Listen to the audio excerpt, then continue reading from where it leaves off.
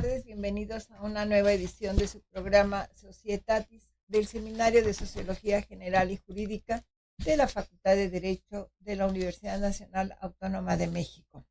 Nuestro reconocimiento a nuestra directora, la doctora Sonia Venegas Álvarez, por permitirnos este espacio para estar con ustedes y difundir la visión sociológica del derecho.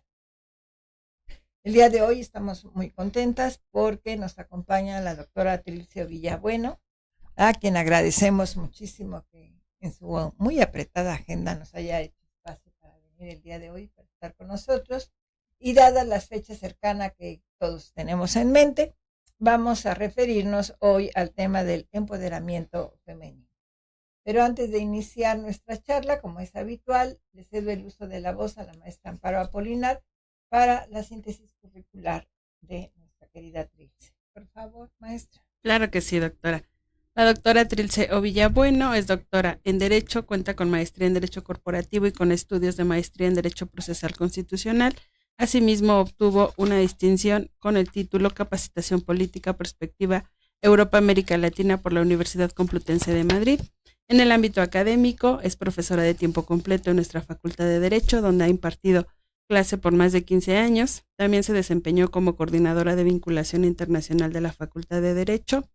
Es parte del comité editorial de la revista Métodos de la Comisión de Derechos Humanos de la Ciudad de México. Sus líneas de investigación versan sobre derecho constitucional, filosofía del derecho, género e innovación educativa.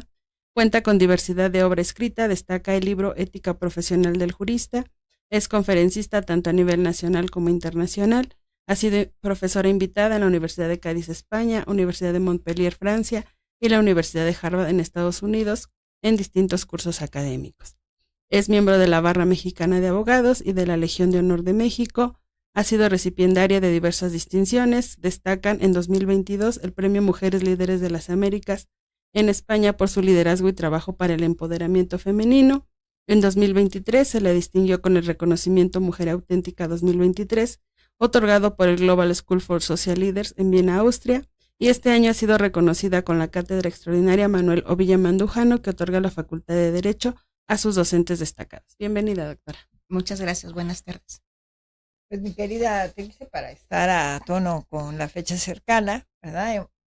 Nos ha propuesto la doctora Ovilla hablar sobre empoderamiento femenino y como es habitual, pues vamos a iniciar tratando de saber en realidad qué vamos a entender por empoderamiento femenino, porque sí, realmente luego los conceptos y sobre todo si los llevamos al ámbito sociológico, pues con mucha frecuencia no corresponden al significado cotidiano o lo que piensa la gente que significa, ¿no?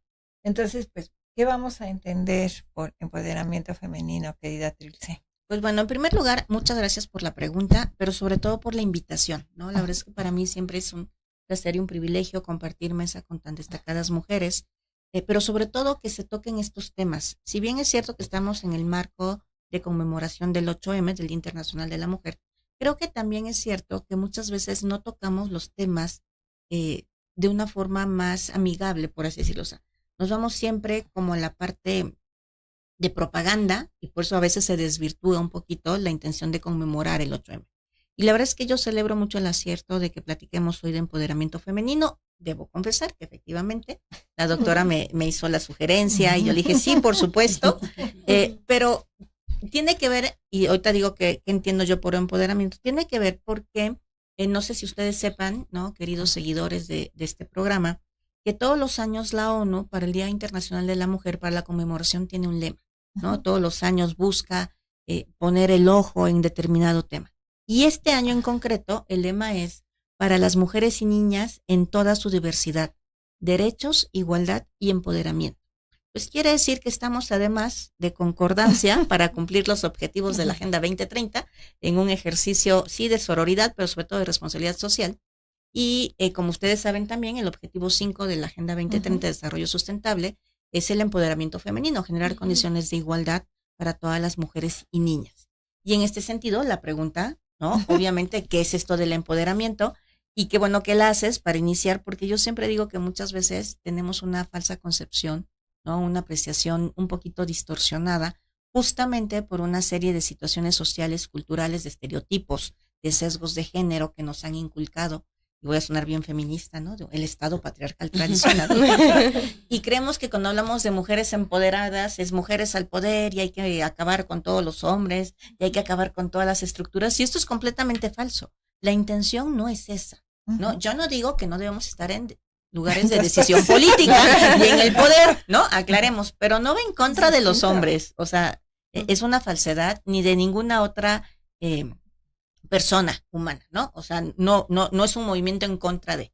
El empoderamiento es básicamente esta situación que las mujeres debemos de tener, y yo me atrevería a decir que todos los seres humanos hablamos de empoderamiento femenino, porque lamentablemente todavía estamos algunas de nosotras en situaciones de vulnerabilidad desde el punto de vista social y jurídico, aunque existe un montón de normas al respecto que ahorita platicaremos. Esta capacidad de que podamos autodecidir y autogestionarnos en nuestra esfera primero personal y luego de incidir en la esfera colectiva en la que vivimos.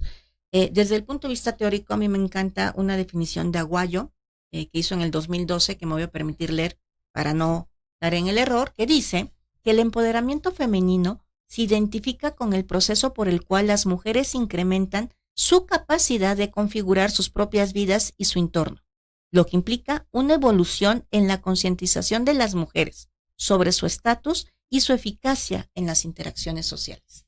Entonces, cuando hablamos de empoderamiento femenino, hablamos, vuelvo a insistir, de esta primero conciencia que tengo, dirían los expertos marxistas, en sí y para sí, de que soy mujer. ¿Qué implica ser mujer? ¿Cuál es mi aporte, mi valía en las estructuras sociales? ¿Cómo debo ser visibilizada y reconocida? Pero sobre todo la capacidad que tengo de autogestionarme y de autodecidir. Porque lamentablemente todavía lo vemos hoy en pleno siglo XXI, no podemos todas las mujeres decidir por nosotras mismas, en muchos sentidos y en muchas ocasiones. Y yo sé que tenemos un público muy joven y también no hay que confundir, ¿no? Porque no hay que caer en los excesos.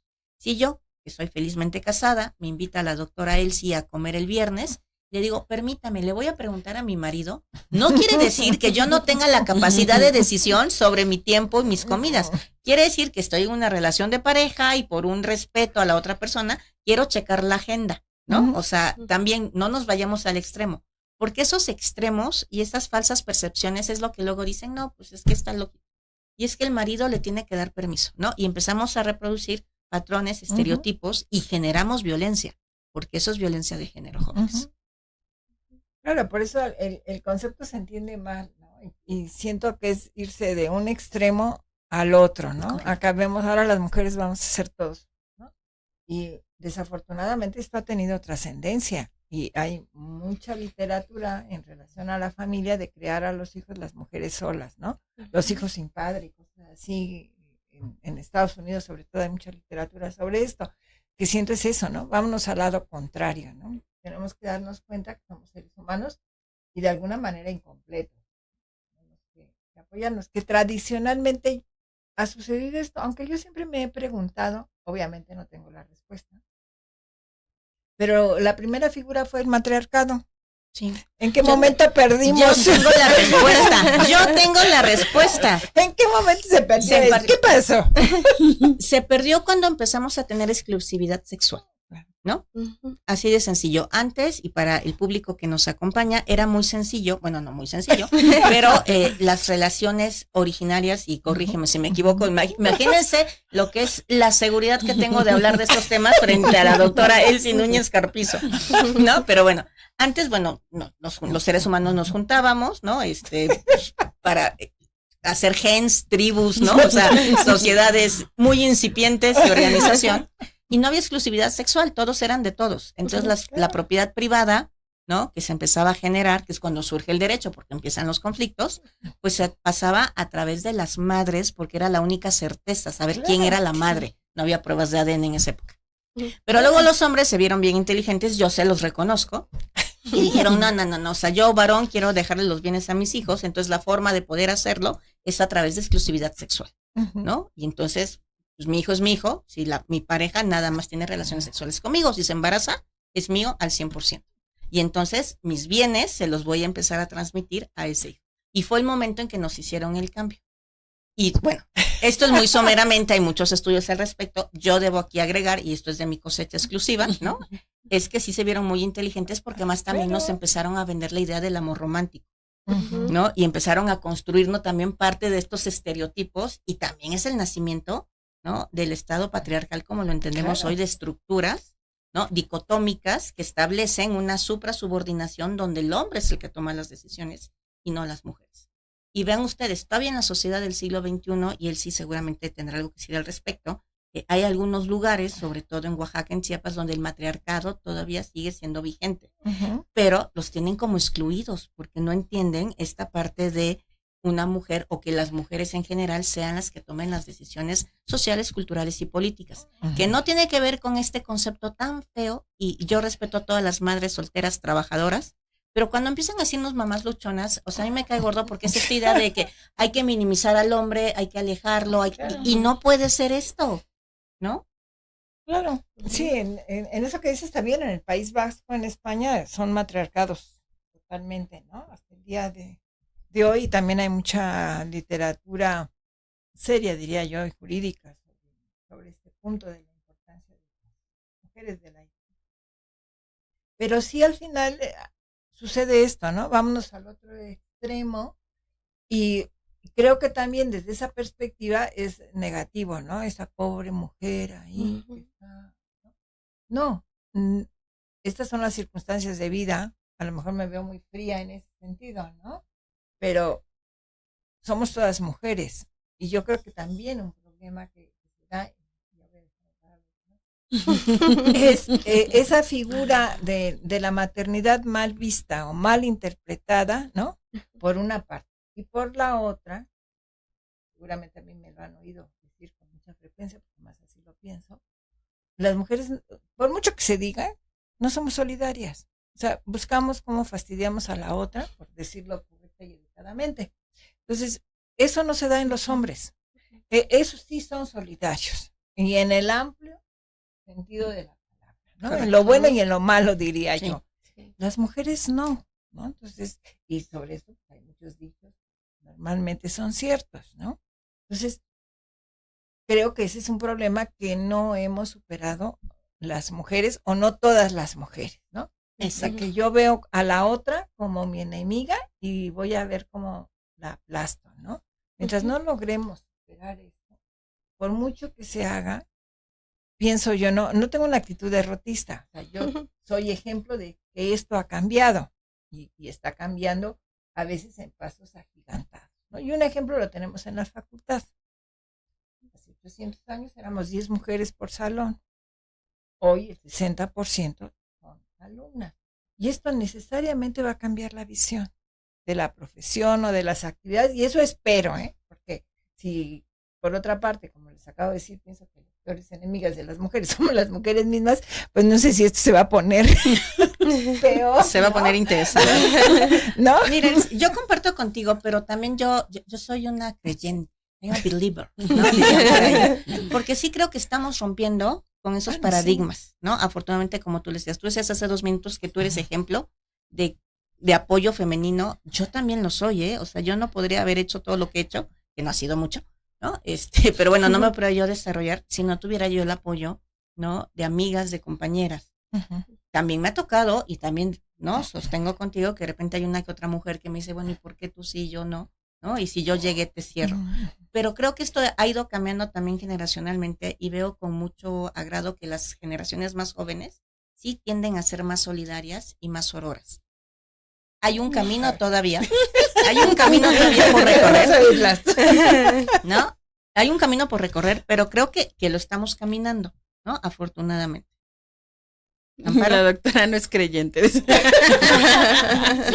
Yo creo que más bien justo tendría que ver como en la forma en que cómo construimos las relaciones, ¿no? Es decir, cómo vamos entendiendo ese origen de las relaciones, que hoy se llama un poco lo de deconstruir, ¿no? Saber de dónde, o tratar de localizar el punto en el cual, como usted dice, se perdió el hilo, ¿no? Y entonces tratar de encontrar nuevamente la punta, y que justamente creo que ahí viene la parte del empoderamiento, que no estaría relacionado justamente en vernos como enemigas las unas a las otras, sino más bien en la forma en que estamos construyendo las relaciones y en que nos veamos beneficiados todos, ¿no? O sea, hablaríamos de todos, no solo de mujeres, sino también estarían incluidos los hombres, porque también esa es otra idea, ¿no? Que no solo es la lucha entre nosotras, sino la lucha contra los hombres, y yo creo que el empoderamiento femenino va por otro lado en ese aspecto, ¿no? Y que tendría que ver justamente con esta forma en cómo estamos construyendo, pues diríamos, ¿no? Estas relaciones como personas, ¿no? Como seres humanos que compartimos un contexto en específico, ¿no? Yo no estaría como solo en la parte de, o sea, sí tendría, o sea, según es, ¿no? Pero yo creo que justamente lo que se trata es de erradicar eso, ¿no? Si hemos catalogado que los hombres son solidarios, entonces nosotros cómo estamos construyendo nuestra solidaridad, ¿no? Y permíteme interrumpirte, porque sí es muy importante el erradicar eso, pero también visibilizarlo. Porque a veces, insisto, yo soy una creyente, a veces yo tengo actitudes que no debo de tener como mujer, como otras mujeres, pero si no me las hacen ver, porque estoy copiando estereotipos, estoy copiando patrones, estoy haciendo lo que creo que se tiene que hacer.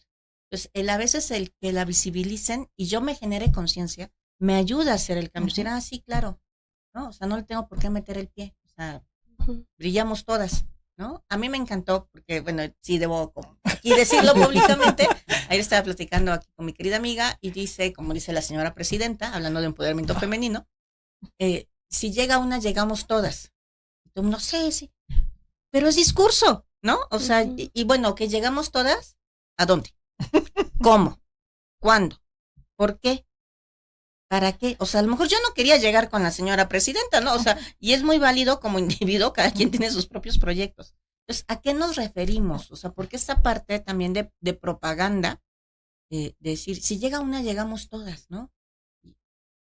¿Para qué o por qué o cómo? O sea, no sé si me explico, y creo que estas son preguntas que son importantes que nos replanteemos, porque cuando hablamos de empoderamiento femenino, para poder empoderarnos, tenemos que saber quiénes somos. Tenemos que conocer nuestras fortalezas, nuestras debilidades, áreas de oportunidad, ¿no? Tenemos que tener un proyecto de vida, metas a corto, mediano y largo plazo. Porque si no, no soy una mujer empoderada, soy una mujer que se dice empoderada. Y que a lo mejor no respondo a mis creencias y a mis ideales, sino a intereses de alguien más que me está haciendo creer que me está empoderando. Claro. Y termino siendo utilizada en contra de todo lo que yo realmente quiero, ¿no? Terminan siendo concesiones, ¿no? También, claro. Sí, y en ese sentido, o sea, mientras no tengamos una educación al 100% para las niñas, esto no funciona.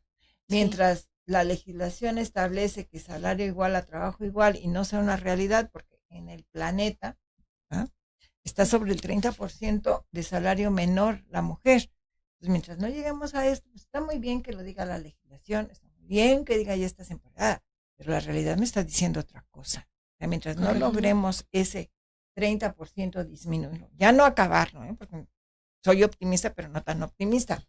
Cuando menos reducirlo. Si tenemos ahorita un 30% en general a nivel internacional, pues se dice rápido, 30%, pero estamos hablando de millones de mujeres, ¿no? Entonces, sí, que lleguemos 10, 100 mil, está muy bien, es un paso. Que no lleguemos todas, entonces esto no está funcionando bien.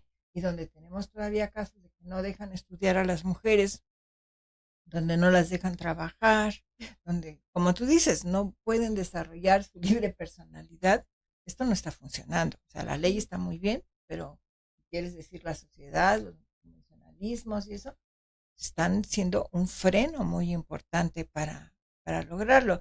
¿Y de qué me sirve a mí ver a la vecina que llegue muy bien si yo no tengo la opción? Porque entonces además está creando frustración, porque ella sí y yo no, lo que decías, ¿no? Entonces, ese de llegar todos se vuelve un lema político que suena muy bien.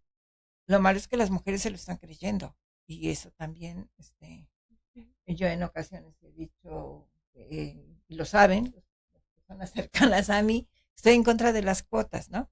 Porque es como decirte, a ver, vengan, estas tontitas, están darle un número y pues ya. Pero ¿dónde están esas voces? Porque no es llegar, sino yo voy a llegar y qué voy a hacer por las demás, ¿no? ¿De qué me sirve decir tengo un congreso paritario y he hecho el ejercicio, se los he dicho? ¿Cuántas voces femeninas oímos del congreso? Y ¿De qué me sirve a mí que digan está paritario? No, pues está muy bien a todo dar, pero ¿dónde están esas mujeres? ¿Dónde están esas voces? Y sobre todo, todavía en la legislatura anterior había mujeres muy fuertes, pues ahora están desaparecidas, ¿no? ¿Dónde vamos a lograr algo si no tenemos una voz que hable por todas? Ahí, pues, ¿de qué me sirve la paridad? Yo creo que ese no es el problema. Pero además siento como eso, ¿no? Mira, aquí no estamos mujeres, aunque sean tontitas, pero hay que tener igualdad de mujeres. Eso no nos sirve, yo creo que nos da retrocesos. Que lleguen mujeres capaces, que tengan una voz que realmente se les escuche. Si no, ¿de qué te sirve, querida Trilce? ¿No? Mira, comparto contigo, pero yo sigo insistiendo que soy una believer. Entiendo el punto no, sí, y tienes razón en que las cuotas de género vacías no deberían de existir. Porque yo creo, igual que tú, que las personas deben acceder a determinadas posiciones por capacidad, ¿no? O sea, los mejores perfiles, sin importar que sean hombres, mujeres, personas cisgénero. O sea, la verdad es que deberíamos estar ya en otro momento y en otra, ¿no? Y con otros planteamientos. Lamentablemente, en pleno siglo XXI, esto todavía no es posible. Y las cuotas de género tienen su razón histórica en el sentido de que si no existieran, ni siquiera nos dejarían llegar a esas tontitas, ¿no? O sea, haciendo esta... digo, lo hicimos no con el afán de minimizar o discriminar, sino de ejemplificar y visibilizar que muchas veces no son los mejores perfiles. Ustedes recordarán a las Juanitas, ¿no? Si llegaron las mujeres y renunciaron para que los hombres que eran los suplentes llegaran. Y luego tuvimos que adecuar la ley para evitar que se hicieran esas cosas. Pero entonces llegan mujeres que dices al líder de la bancada, que es hombre, como voto, ¿no? Entonces dije, pues la verdad es que está mejor que el borreguito sea un hombre y no una mujer, ¿no? O sea, digo, si me lo preguntan a eso me refiero, ¿no? claro, exactamente. Pero sí me queda claro que ahorita no lo sé, pero cuando surgieron las cuotas de género, si no las hubieran impuesto, ni siquiera eso nos hubieran dejado. Porque, y tiene que ver con el empoderamiento, estamos en una estructura muy arcaica, que todavía funciona, pero muy arcaica, vuelvo a insistir, donde se presupone que el hombre, por el hecho de ser hombre, desde el punto de vista biológico, tiene mayores capacidades, inteligencia y habilidades y aptitudes que las mujeres, lo cual es falso. Y tiene que ver también con una concepción social de que a las mujeres se nos asignó tradicionalmente los roles de cuidado en casa. Y entonces, si bien es cierto que yo soy una súper mujer y súper inteligente y voy a trabajar, también no es que después llego a mi casa y tengo una doble carga, ¿no? Y tengo que hacer la comida, la cena y tener cuidados con los niños, los adultos mayores, etcétera, ¿no? Cosas que a veces los hombres no. O, ¿no? Estas escaleras truncas, ¿no? O sea, sí voy intentando escalar y subir y de repente me quitan el escalón porque resulta que yo, que soy muy buena, pues sí, nada más hice la licenciatura y resulta que le van a dar la chamba a alguien que hizo la maestría, pero el de la maestría no tuvo que cuidar 3 hijas o 3 hijos, ¿no? Ni estar haciendo el súper, ¿no? Ni remendando, o sea, vamos cambiando. No, pero en eso estoy de acuerdo, mi querida Trilce, y lo he visto, ¿no?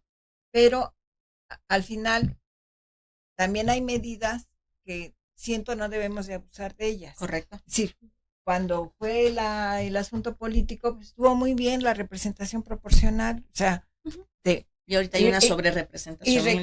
Había un solo senador y se los traía en jaque a todos, y era uno nada más, por la personalidad, por el conocimiento, por lo que quieras. Pero ya esa representación proporcional creo que en ese momento es obsoleta, ¿no? O sea, el objetivo que se creó ya se logró. Sí creo lo que estás diciendo, es decir, las mujeres necesitan un tipo de posiciones, pero sí, que sean capaces, porque si no, siento yo que es un retroceso, ¿no? Y esto, en vez de ayudar, perjudica. Y qué bueno que tocas el punto, Elsie, porque esto es de todos los días. No, también sí, es muy importante. Luego creemos que ya tenemos un derecho y que ahí va a estar siempre. Y primero lo tenemos que ejercer, bueno, lo tenemos que conocer, lo tenemos que ejercer y tenemos que seguir trabajando para que se consolide y generar nuevos derechos, ¿no? Y esto muchas veces lo perdemos. Ya sé que nos vamos a ir a un corte, pero antes de ello, ¿no? Antes de ello, creo que es muy importante decir que este lema que yo les decía de la ONU para este Día Internacional de la Mujer, que está buscando los derechos de igualdad y empoderamiento de las mujeres y las niñas, lo que propone es justamente hacer un llamado a la igualdad de derechos, a la igualdad de poder y a la igualdad de oportunidades. Creo que reafirma muy bien la idea de lo que tú me estás diciendo, que somos todos seres humanos y que no va en contra de los hombres, pero que asumimos o queremos que respeten también, que valoren también, ¿no? Las cualidades y aptitudes que tenemos las mujeres. Este año se cumplen los 30 años de la Declaración de Beijing, ¿no? Que es el documento más importante que tenemos. Y sí ha habido grandes avances. Con esto me voy nada más para que lo piensen en lo que regresamos. En 1995, que es cuando se firma, solamente había 12 países que tenían algún tipo de legislación, hablando de marco normativo, en contra de la violencia de género. Ahorita tenemos 193 países, ¿no? Que tienen legislación al respecto, con más de 300 leyes, ¿no? Que hablan justamente de violencia de género y de erradicar la misma. ¿Es insuficiente? Sí. O sea, los números suenan muy bonitos. Pero y ya no me voy, porque lo va a decir la doctora en un momento más, a la eficacia de las normas, cuáles se aplican, o sea, hay o no hay impunidad. Ya legislamos también la violencia doméstica, porque antes la normalizábamos, ¿no? Y entonces eso también va en contra del empoderamiento personal de las mujeres. Pero ahorita regresamos. Vamos a una pausa. Regresamos con ustedes. Estamos el día de hoy hablando de empoderamiento femenino con la doctora Trilce Ovilla Bueno. Para continuar, les cedo el uso de la voz a Pau para los comentarios y preguntas que tenemos de quienes nos favorecen. Ok, la pregunta que tenemos aquí es, ¿creen que existan algunos vacíos legales que obstaculicen la equidad de género en el ámbito laboral y político? Pues sí, ¿no? ¿No? Sí, así a bote pronto les podría yo decir que sí, y yo creo que les va a sorprender un poquito la respuesta que yo les voy a dar, porque les voy a poner un ejemplo, ¿no? Para decir en qué sentido.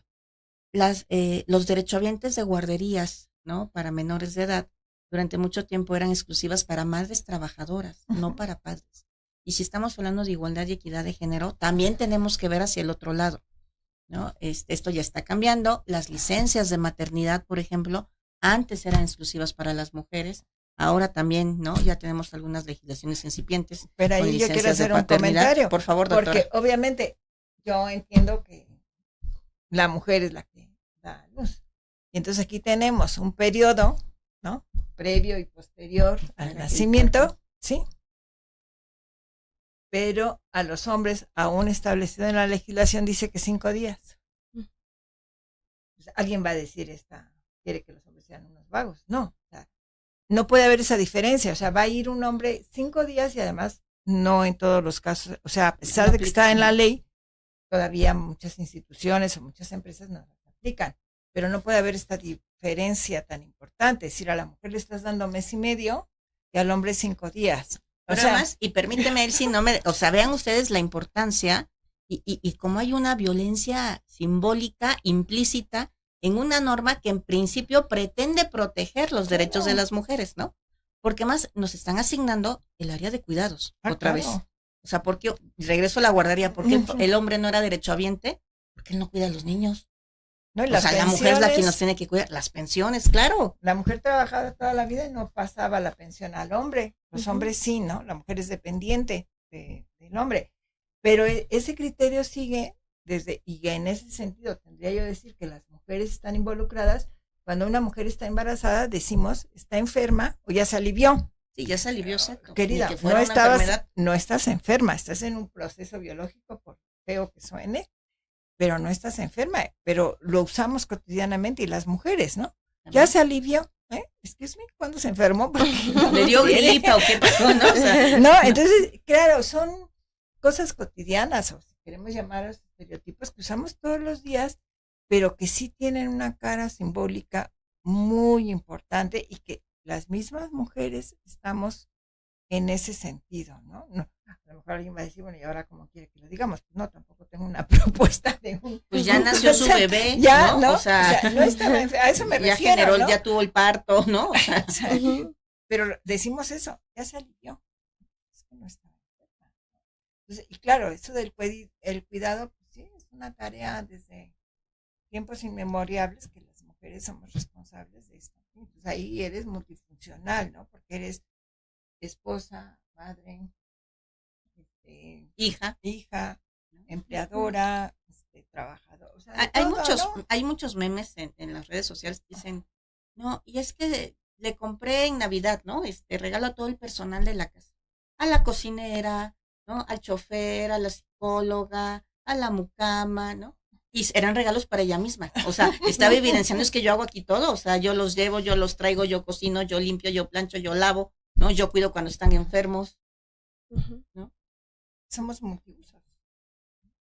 Y si es una decisión personal, está bien, hablando otra vez de empoderamiento, ¿no? Yo para mi molino nuevamente. El problema es cuando se nos asigna externamente y creemos que es lo que tenemos que hacer, que es muy diferente. Esto tiene que ver mucho con el empoderamiento. Cuando hablamos de empoderamiento femenino tenemos que leer 4 aristas, ¿no? Que tiene que ver con el tener el poder, saber que tenemos el poder, querer el poder y el poder mismo. Porque puede ser que yo no quiera dedicarme al poder político, pero sí quiero tener un poder sobre mi persona de decidir en qué gasto mis chicles. Y yo tengo ahí una anécdota muy fea de una amiga, que voy a omitir nombres, que me decía, me pagaron 20,000 pesos y ya mi marido me platicó que vamos a hacer un closet nuevo. Digo, ay, qué padre que quieras para. No, es que necesitamos un closet. Y tú quieres, o sea, tus 20,000 pesos los querías poner para el closet. No, pues yo la verdad iba a pagar las letras de mi coche. Estoy inventando, no me acuerdo, ¿no? Dije, ¿por qué no decides sobre lo que? O sea, yo entiendo que si necesitan un closet, pues pongan 10 y 10 y agarra 10 para tu coche. No, o sea, deciden qué vas a gastar, los ingresos que tú estás generando. No, es que ya me dijo que lo que necesitamos es el closet. Y pues como mi coche está a meses, pues ahí lo seguiré pagando, ¿no? Yo así de, pues, o sea, no tenemos un poder de decisión ahí, ¿no? O sea, se ve muy claro. Pero además, no sabemos, o bueno, en este ejemplo, no teníamos esta visión de saber de qué hacer con ese poder. Pues creo que esto es muy, muy importante, es un llamado, ¿no? Básicamente a la conciencia. También se habla mucho de empoderamiento desde el punto de vista económico. Y casi toda la literatura, yo hubo una conferencia muy buena, véanla en el Face de la facultad, sobre empoderamiento económico para las mujeres, que fueron de Conducef a decirnos, y hay una aplicación ahí que se llama Minerva, y yo haciéndole aquí propaganda a otros eventos, pero está muy buena, porque nos dicen que uno de los principales elementos para que una mujer pueda considerarse empoderada y que sea capaz de tener decisiones es el empoderamiento económico. Yo aquí discrepo, sí es muy importante, pero no es el único, ¿no? Y tampoco es tan indispensable, sí es necesario, ¿no? Pero puedo yo ser dependiente económico y aún así empezar a hacer mi constructo en lo que dejo de ser dependiente económico de mujer empoderada. En el caso de del empoderamiento económico, pues existen 7 principios que dicen los expertos que debemos de tener. El primero, pues hay que promover la igualdad de género, ¿no? De alto nivel, en todos los niveles vuelvo a insistir, de dirección, de decisión política. El segundo, tratar a los hombres y mujeres de manera igualitaria en el trabajo. Y este es un show porque vemos estas políticas, por ejemplo, o hay un tema que a mí me encanta, que luego los hombres y perdón que diga, porque ahora sí son los hombres, ¿no? Que se atacan con la licencia menstrual. Y es inequitativa porque yo no menstruo. Digo, pues exacto, no te puedo dar un derecho si no eres una persona menstruante, ¿no? Entonces sí es un poquito complicado. Obviamente hay que respetar y defender los derechos humanos, decir siempre no a cualquier forma, ¿no?, de discriminación. Hay que velar por la salud, la seguridad y el bienestar de las y los trabajadores. Obviamente promover la educación, la formación y el desarrollo profesional de las mujeres. ¿Y por qué se hace énfasis en las mujeres? Porque regularmente los hombres son los que tienen un acceso más directo a la capacitación, a la educación y a la profesionalización, ¿no? Entonces aquí hay como que impulsar más a las mujeres. El sexto es llevar a cabo distintas políticas de desarrollo empresarial desde la cadena de suministros, la mercadotecnia, que estén a favor del empoderamiento de las mujeres. Y el séptimo es evaluar y difundir los progresos que se tengan en la materia. Estos lineamientos los da la ONU en términos generales como la guía, ¿no?, entre comillas, de hablar de mujeres empoderadas económicamente. El problema es que cuando los bajamos ya a la realidad, a la vida, yo empresa puedo tener mis programas, apoyar a las mujeres, programas de capacitación para mujeres, pero si de repente se enferma mi bebé y no tengo con quién dejarlo, pues no voy a ir al programa de capacitación, ¿no? O sea, ¿qué quiere decir esto? Que como decía mi querida doctora Elsie Núñez Carpizo, se convierte como en un catálogo de buenas intenciones. Entonces, y tampoco les digo, ay, dejen al bebé y váyanse, ¿no? O sea, uno tiene una responsabilidad personal y social en función de las decisiones de vida que uno toma. Por eso es tan importante tener un proyecto de vida. Y por eso es tan importante de hablar del empoderamiento femenino desde el punto de vista personal. Y si me permiten, ya sé que hay más preguntas, ahorita te dejo hacerlas, pero, ¿no? Igual y se nos acaba el tiempo, y la verdad es que sí, ¿no? Si hay algo que ahorita les doy el uso de la voz a todas, pero si hay algo que a mí me gustaría que se quedaran hoy todas aquellas personas que nos están viendo, yo voy a hablar de empoderamiento femenino, pero la verdad es que es un empoderamiento personal, aplica para todos. Y yo sí quiero que se lleven algo de esta plática el día de hoy, es justamente cómo empoderarnos, porque muchas veces, ay, sí hay que ser poderosas, ¿no? Así, ¿y cómo? ¿No? O sea, ¿cómo en un estado donde no nos dejan? ¿Cómo donde las mujeres no somos sororas? ¿Cómo donde tengo carencias económicas y pues tengo que salir a comer y a buscar la cosa? ¿Cómo le hago? Pues bueno, no hay fórmulas como tales, pero tendríamos que hablar primero que tenemos que hacer un empoderamiento de primera instancia de carácter mental. ¿A qué me refiero con esto? A que tenemos que hacer un autoconcepto y entender quiénes somos y querernos como somos. Esto es fundamental. ¿Cómo lo hacemos? Pues yo les doy un ejercicio muy rápido porque me gusta dar el problema y el trapito, como diría mi madre. Consíganse 5 fotos de ustedes de distintas etapas de su vida, colóquenlas cronológicamente, o sea, de cuando eran niños, a los 15, pueden ser de 3 meses, o sea, como ustedes quieran.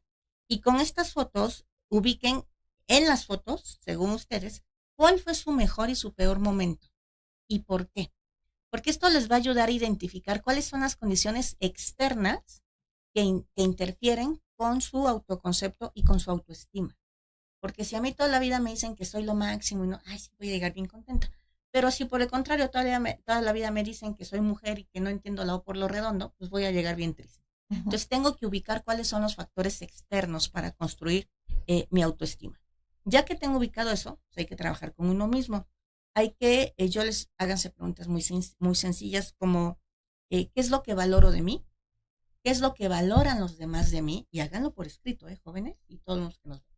Porque a lo mejor yo creo que yo soy muy inteligente y eso es lo que yo valoro de mí. Pero a lo mejor todos los demás no me ven así, ¿no? No crean que soy inteligente y entonces eso me va a generar un impacto. Entonces tengo que ver qué es lo que yo valoro y qué es lo que los demás valoran. Porque muchas veces nos construimos en función de lo externo. Entonces aquí lo interesante es hacerlo desde lo interno. Tengo que ver mis defectos, mis fortalezas, ¿no? Vuelvo a insistir, mi imagen. Tengo que saber si me escucho a mí mismo o a mí misma, porque muchas veces no me hago caso. Ojo, es bien difícil hacernos caso, pero es importante ubicar si me hago o no me hago caso, ¿no? Porque es una cuestión también de responsabilidad. Tengo que ubicar cuáles son mis mitos y mis fantasías, porque a lo mejor yo considero que soy la mujer más guapa del planeta y esa es mi fantasía. Porque además aquí también yo tendría que decir, porque a lo mejor sí lo soy en mi concepción, pero yo no respondo a un estereotipo de belleza que me ponen en la televisión. Véanlo ustedes, es bien difícil. Yo veo las novelas mexicanas y yo juro que vivo en Madrid, ¿no? Todos son güeros, altos, de ojos verdes, ¿no? Y yo salgo a la calle, al mercado, ¿no? De su casa y veo a todo el mundo morenito, ¿no? Ojo negro, o sea, no, dije yo vivo en una realidad paralela, ¿no? O sea, porque no me corresponde. Entonces tengo que saber también esto, cuáles son mis mitos y mis fantasías. Escuchar a mi cuerpo, saber qué me gusta, qué no me gusta. Ojo, y aquí, muy importante, uno no hace opiniones de cuerpos ajenos, solamente del cuerpo propio, o sea, de verdad, ni para bien ni para mal, ¿no? O sea, esto es muy, muy importante. Y tengo que generar, ¿no? Saber también, ya que tenga yo todo esto de autoestima, tengo que pasarme al tercer nivel, y con esto concluyo esto y ya te dejo hablar, ¿no? Que es ubicar mis emociones. ¿Qué me genera estrés? ¿Qué me genera alegría? ¿No? Porque esas son cosas que tengo también que saber. Y dirían por ahí, se vale estar triste, o sea, no voy a estar todo el día contenta y bailando, o sea, qué bueno que lo haga, pero, o sea, se vale tener otras. Y tengo que ubicar qué me genera vulnerabilidad y qué me genera confianza. Cuando ubico qué me genera vulnerabilidad y qué me genera constancia, ya tengo mi autorretrato para generar mi autoestima y saber qué es lo que me hace, cuáles son mis fortalezas. Y tengo ya mi mente, ¿no? Equilibrada de saber qué es lo externo que me afecta. En este momento voy a empezar a empoderarme personalmente, ¿no? O sea, suena fórmula mágica, regresen el video, véanlo 500 veces hasta que se lo aprendan de memoria, ¿no? Estos pasitos les va a ayudar mucho, porque nos va a ayudar a quitarnos culpa, nos va a ayudar a ubicar situaciones de violencia que yo hago o que me hacen y que eso me genera miedo. El miedo es lo que no nos permite ¿no? Generar un empoderamiento. Cuando yo no estoy empoderada como persona es porque tengo miedo a algo. Y si tengo miedo es porque o traigo culpas o me estoy comprando roles que no son míos o que no quiero, ¿no? Entonces, estas serían como las partes de empoderamiento personal. Ok. Y por último, doctora, nos preguntan, ¿cómo podríamos fomentar el empoderamiento como comunidad universitaria? Con respeto, con dedicación, con trabajo, con reconocimiento y con visibilidad de las potencialidades y logros de los demás. Hay espacio para todos. Y si estoy en un espacio seguro, ¿no? Me voy a poder explayar como soy realmente. Por ahí hay una frase que a mí me gusta mucho de Malaya que dice que cuando tú empoderas a una niña, no estás cambiando su vida, estás cambiando al mundo, ¿no? Porque una persona empoderada obviamente tiene una visión muy distinta. Sí, al final lo que usted decía tiene que ver también con el entorno, ¿no? Cómo nosotros vamos a colaborar para ese empoderamiento. Porque a lo mejor si yo hago mi proceso a nivel individual, pero también necesariamente voy a responder a un contexto, ¿no? Entonces, los demás que estamos haciendo para justamente fortalecer ese empoderamiento, ¿no? Pues como es normal, pues ya nos tenemos que ir porque ya nos han hecho la seña que si no nos van a cerrar los micrófonos. Agradecemos infinitamente a todos los que nos han acompañado, en especial a la maestra Arely Fonseca, que ha estado con nosotros, a nuestros apoyos para que esto sea una realidad, ¿no? Eduardo y Rafael, Amparo, Pau, y sobre todo ustedes que nos siguen. Los esperamos la próxima semana en una nueva edición de su programa Societatis. Hasta entonces, bonita semana.